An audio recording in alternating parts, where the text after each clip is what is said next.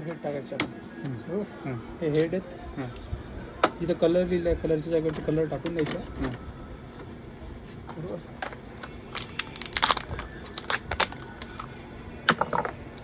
हे सगळे काढून घ्यायचे. इथून याला ब्लॅकच्या टाकायचे. लावलं गेलं नंतर हे बॉटल दिले आहेत. हा टँक आहे ब्लॅकचा, सेपरेट टँक आहे ब्लॅकच्या ब्लॅकचे. त्याच्या जागेवरती आपण आता ब्लॅक टाकून द्यायचे. असं लॉक सिस्टम आहे.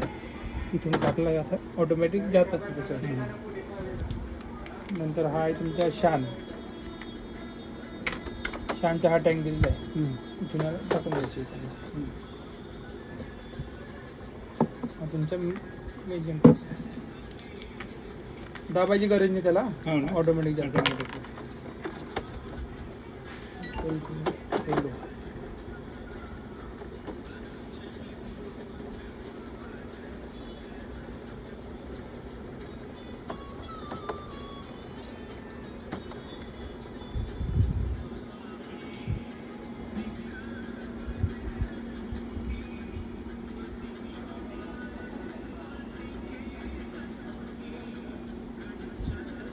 पिंक बॉटल जे असतील त्या ओरिजिनल टाकायचे याच्यात. ओरिजिनल आपल्याकडे भेटून जातो.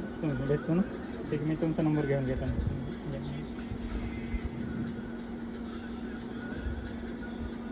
इथे यावं लागेल ना. तुम्ही सांगितलं पार्सल टाकून शकता आपण, तसं काही बॉटल घेऊन जातो म्हणजे पिंडाच्या मॉडेल नंबरही सांगितलं ते तुम्हाला भेटून जातो.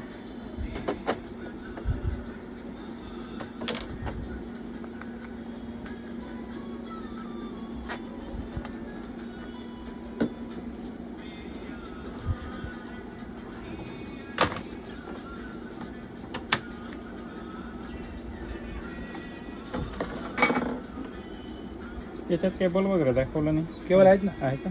असे यूज वाली म्हणून आपण काही काढत नाही. हां बरोबर. ते पॅक असतं नवीन तुम्हाला सांगतो. ठीक आहे, झालं काय लावून द्यायचं. हां नंतर वरती करून ऑटोमॅटिक ते खाली जात असतं. त्याला खाली दाबायची गरज नाही. हां आता इथं पॉवर केबलचे कनेक्शन लावायचे जागेवर. तर पॉवर केबल लावून द्यायची. लावल्यानंतर इथून पॉवर ऑन करायचा.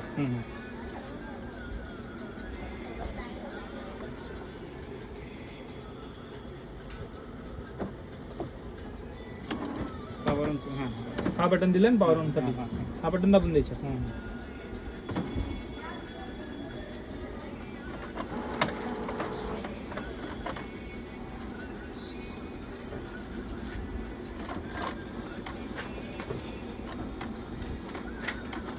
हे बघा, हा पेपर शटर आहे. इथून पेपर टाकून द्यायची. इथून साईज ॲडजस्टमेंट करू शकता तुम्ही. दुसरी मला लागेल तशी. बरोबर. आता इथं विचारेल तो लँग्वेज कुठली सिलेक्ट करायची आपल्याला. इंग्लिश लागेल, इंग्लिश एस करून द्यायचं. बरोबर. ओके करून द्यायचं.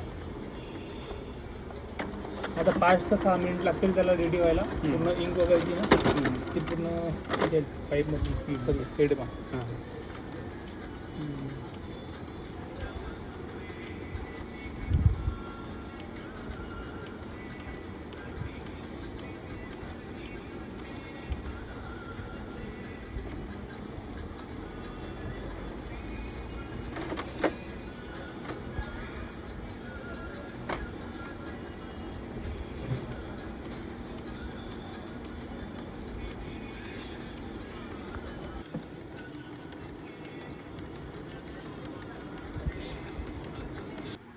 आता आपला प्रिंटर झाला आहे रेडी.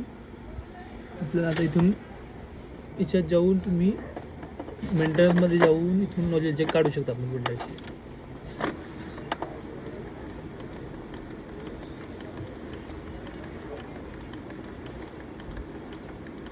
ही असते प्रिंटरची नोजर प्रिंट. त्याच्यावर आपल्याला समजतं प्रिंटची क्वालिटी कशी आहे काय.